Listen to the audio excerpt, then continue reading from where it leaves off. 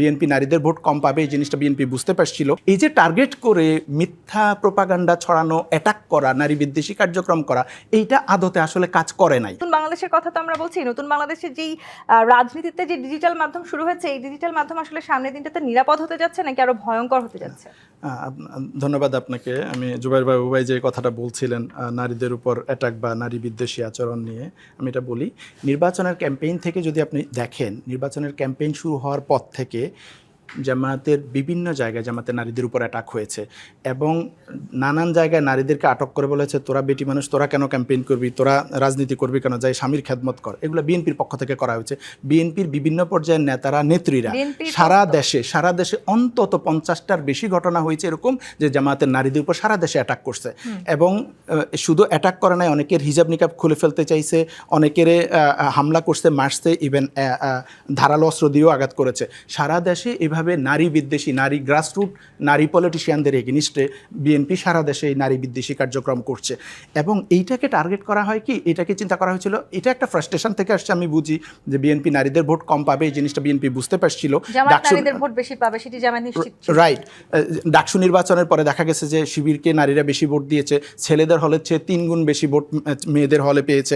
এটা দেখে এবং বিভিন্ন সার্ভেতে যেগুলো উঠে আসছে, এটা দেখে বিএনপির মধ্যে একটা ফ্রাস্ট্রেশন ক্রিয়েট হয়েছিল নারী ভোট নিয়ে, এবং এই জন্য তারা সারা দেশে জামায়াতের নারী কর্মীদের উপর অ্যাটাক করা শুরু করেছিল নানান জায়গায়। এবং এইটাকে তারপরে যে জামায়াতের আমিরের আইডি হ্যাক করে এইগুলো করা হলো, এগুলো টার্গেট ছিল যে নারীদেরকে কনভিন্স করা যে তোমরা জামাতকে ভোট দিও না, বিএনপিকে দাও। কিন্তু এই যে টার্গেট করে মিথ্যা প্রোপাগান্ডা ছড়ানো, অ্যাটাক করা, নারী বিদ্বেষী কার্যক্রম করা, এইটা আদতে আসলে কাজ করে নাই। আপনি নেত্র নিউজের রিপোর্টটা যদি দেখেন, যে নেত্র নিউজ ঢাকার বাইরে 1600 সিঙ্গেল জেন্ডারের কেন্দ্রগুলোর অ্যানালাইসিস করেছে, যেখানে শুধু নারীরা বা শুধু পুরুষরা ভোট দিয়েছে। 1600 কেন্দ্রের ফলাফল অ্যানালাইসিস করে দেখিয়েছে ওরা যে জামাত নারীদের ভোটে এগিয়ে আছে, বিএনপি পুরুষদের ভোটে এগিয়ে আছে।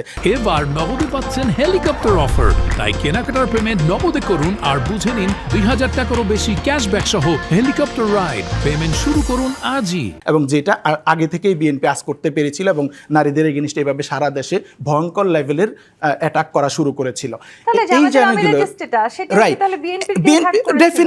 ডেফিনেটলি প্রতিপক্ষ কেউ করেছে। এখন কে করেছে আমি এক্স্যাক্টলি তো আর আমি জানবো না, কিন্তু করেছে। এটা করেছে কিভাবে বুঝবো, কারণ করার সাথে সাথে এটা নিয়ে রাজনীতিটা তারাই শুরু করছে।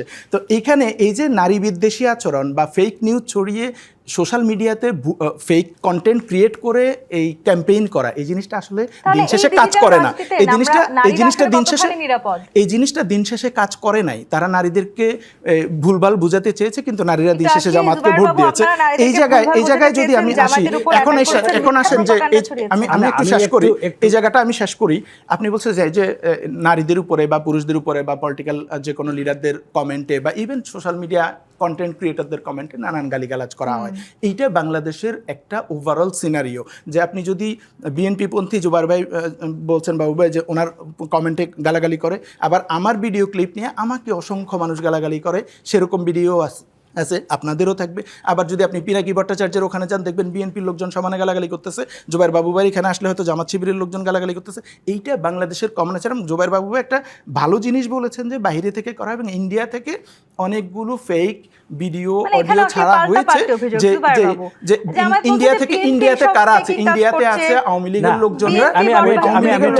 জাইমা রহমানকে নিয়ে যে নোংরামি করা হলো, এটা অতীত আওয়ামী লীগের লোকেরা করেছে, এবারও আবার ওরা করেছে।